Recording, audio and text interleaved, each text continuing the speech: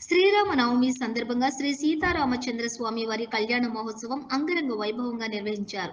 Kamareddy municipal పరిధిలోని 1వ ward councillor Gaddamidi రాణి మహేష్ ఆధ్వర్యంలో శ్రీరామనవమి సందర్భంగా శ్రీ సీతారామచంద్ర స్వామి వారి దేవాలయంలో ఉదయం నుండి ఆలయ అర్చకులు విశేష పూజలు నిర్వహించారు.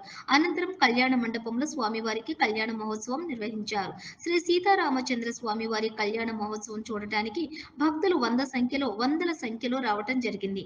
ఈ కార్యక్రమానికి ముఖ్య అతిథిగా మున్సిపల్ చైర్పర్సన్ గడ్డం ఇందుప్రియ హాజరై శ్రీ సీతారామచంద్ర స్వామి వారిని దర్శించుకుని ప్రత్యేక పూజలు చేశారు. భక్తులను ఉద్దేశించి మున్సిపల్ చైర్పర్సన్ గడ్డం ఇందుప్రియ మాట్లాడారు.